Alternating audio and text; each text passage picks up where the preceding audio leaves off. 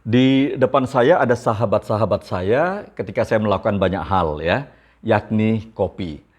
Awal mulanya memang dia biji kopi mentah, lalu kita roasting ya, kita sangrai, kemudian kita giling, baru saya buat kopi.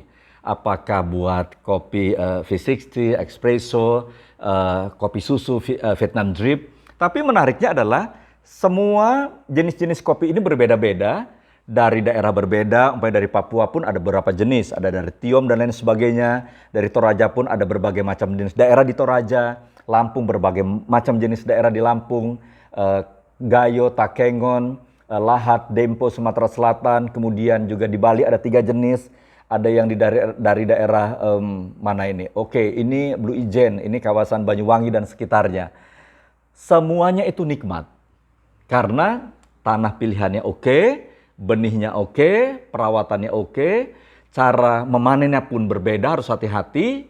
Kemudian juga pada waktu penjemuran, pada waktu digiling, ya, disangrai, digiling, sampai disajikannya pun harus pas. Karena kalau nggak itu kopinya rasanya kacau gitu ya. Tapi nikmati kopi tanpa gula gitu ya. Namanya juga minum kopi. Dan menariknya saudara adalah kopi ini juga telah menjadi salah satu jenis minuman yang mendamaikan perseteruan antar negara. Banyak kepala negara dalam sejarah-sejarah bilateral terbukti bahwa mereka dalam pembicaraan perdamaian dalam era Perang Dingin ini ditemani oleh secangkir kopi. Kemudian juga bisnis besar G2G antar negara, antar 2 negara, 3 negara. Biasanya yang disajikan adalah kopi. Mengapa? Nggak kebayang kalau ditemani oleh alkohol. Karena dalam keadaan mabuk, pengaruh alkohol nggak mungkin ngambil keputusan yang bijak. Itu menariknya. Nah, kopi yang demikian ini bisa mendamaikan dunia. Kopi yang bisa mengupgrade ekonomi. Kopi yang bisa sekarang di mana-mana dibicarakan. Kalau kita yang udah puluhan tahun lalu sudah ngerasakan bagaimana pergi ke Tiom, Papua, Wairebo di Flores, 5 jam jalan kaki, kemudian menjumpai kebun kopi, menikmati kopi di kebun kopi, itu memang nggak terbayangkan. Nggak cukup hanya diceritakan, karena orang lain bilang, orang lain bilang lebay dan lain sebagainya. Tetapi pecinta kopi benar-benar mengerti arti kopi. Bahkan beberapa kali orang tertarik untuk mengatakan seperti ini. Kutemukan nilai seorang laki-laki pada secangkir kopi. Tapi itu lebay banget memangnya. Tapi intinya adalah kopi itu memang bisa dipakai menjadi alat untuk perdamaian dunia, mengupgrade ekonomi, dan hal-hal yang baik bagi kehidupan manusia. Kopi. Kalau kita bilang, masa sih dari sebiji kopi seperti ini ya? Tetapi berbeda dengan manusia.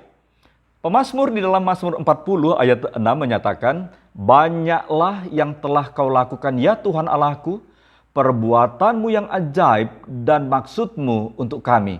Tidak ada yang dapat disejajarkan dengan engkau. Aku mau memberitakan dan mengatakannya, tetapi terlalu besar jumlahnya untuk dihitung. Pemazmur mau ngomong gini loh, bagi seorang manusia, bagi seorang pemazmur, wow banget yang Tuhan buat. Wow, nggak ada waktu, nggak cukup hitungan apapun untuk menggambarkan betapa spesialnya manusia bagi Tuhan.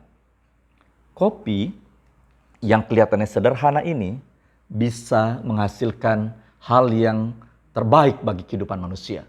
Perdamaian. Harusnya kita lebih dari kopi. Harusnya memang yang kita lakukan, arti kehidupan kita jauh lebih bernilai dari kopi. Iya dong, betul.